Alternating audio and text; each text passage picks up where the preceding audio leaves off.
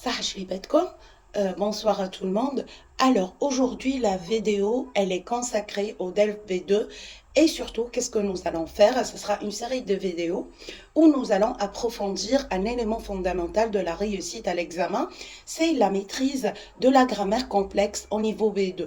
Donc ici à ce niveau-là, l'examinateur n'évalue plus seulement la correction grammaticale, il évalue votre capacité à utiliser des structures variées pour argumenter, nuancer, faire des hypothèses, organiser votre pensée et opinion.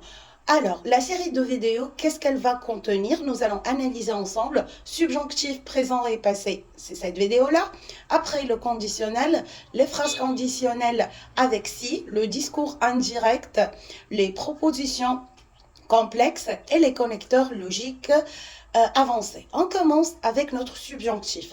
Le subjonctif présent, il se forme à partir du radical de la troisième personne du pluriel au présent. Il a la fin S, OL à la fin S. On conjugue les verbes réguliers avec il au présent, bien évidemment. Et qu'est-ce qu'on fait? On enlève le ENT et on garde la radicale et on ajoute ces terminaisons E, ES, E, IONS, IEZ, ENT. Mais simplement, comme toute règle de français en grammaire, il y a toujours des exceptions et c'est les formes régulières. Donc, je vais vous le mettre ici. Être, soit, soyez, soyons. Avoir, aille, et ayant. Il y a aussi le verbe pouvoir, puisse, vouloir, veuille, savoir, sache. Qu'est-ce qu'on a encore? Aller, aille. Donc, tous ces verbes-là irréguliers que vous devez connaître. Qu'est-ce qu'il exprime ce subjonctif? Il exprime la subjectivité, l'incertitude, l'émotion, la volonté et la nécessité.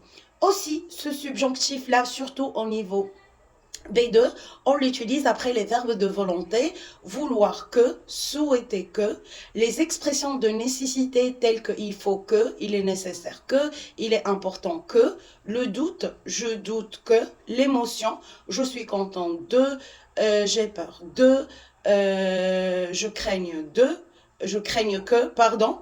Attention, après, je pense que, je crois que, je trouve que, on utilise l'indicatif de présent puisque c'est une certitude. Mais simplement, à la négation, on utilise la forme je ne pense pas que après subjonctif. Je ne pense pas que tu sois à la hauteur. Je ne crois pas que cette décision soit la meilleure. Je ne trouve pas que cette solution soit la plus adéquate. Donc, cas complexe au niveau B2, après certaines conjonctions, bien que, pour que, afin que, à condition que, quoique, il faut que. On va prendre un exemple argumentatif de phrase au niveau B2. Bien que le DELF B2 soit exigeant, il reste accessible avec une préparation méthodique et stratégique. Ici, le subjonctif introduit par la concession. Si vous ne rappelez pas des concessions, de l'expression de but et tout ça, vérifiez ma vidéo sur les préparations de C2. On passe, deuxième partie, le subjonctif passé. Le subjonctif passé se forme aussi avec l'auxiliaire être et avoir au subjonctif présent plus le participe passé du verbe principal. Formule générale, comme je viens de vous dire. Donc, qu'est-ce qu'il exprime? Il exprime une action accomplie dans le passé, mais toujours dans un contexte de doute, d'émotion, de volonté, de nécessité, d'obligation. Il est souvent utilisé après des expressions de volonté. Il faut que tu aies terminé ton travail avant la soirée. Je veux que vous ayez compris la règle avant demain. Attention, bien évidemment, les verbes pronominaux utilisent être comme auxiliaire. Exemple, se laver, il faut que je me sois lavé avant midi. Emploi du subjonctif passé. Le subjonctif passé exprime une action accomplie dans le passé, mais toujours dans un contexte, comme on vient de dire, d'émotion, de doute, de volonté. Et comme je viens de vous dire, expression de doute, il faut que tu aies terminé le travail, comme on vient d'expliquer. Expression, par exemple, d'émotion. Je suis contente que tu aies réussi ton examen. Elle regrette que nous n'ayons pas pu venir. Expression de doute et de négation. Je ne crois pas qu'il ait fini son projet. Il est douteux que vous ayez compris toutes les consignes. Et bien sûr, les conjonctions subordonnantes, telles que bien que tu aies travaillé dur, le résultat n'est pas parfait. Quoique nous ayons étudié longtemps, l'examen était difficile et ça, c'était une concession aussi. Une petite particularité, la négation avec le subjonctif passé, je ne pense pas qu'il est terminé. Donc le subjonctif passé ici, comme celui de présent, il marque l'incertitude avec le verbe penser que.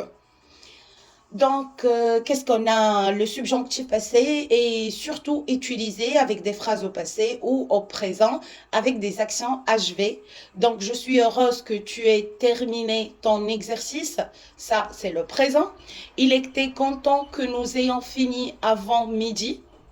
Comparaison avec le subjonctif présent, c'est une action non encore accomplie ou elle est en cours. Il faut que tu fasses tes exercices.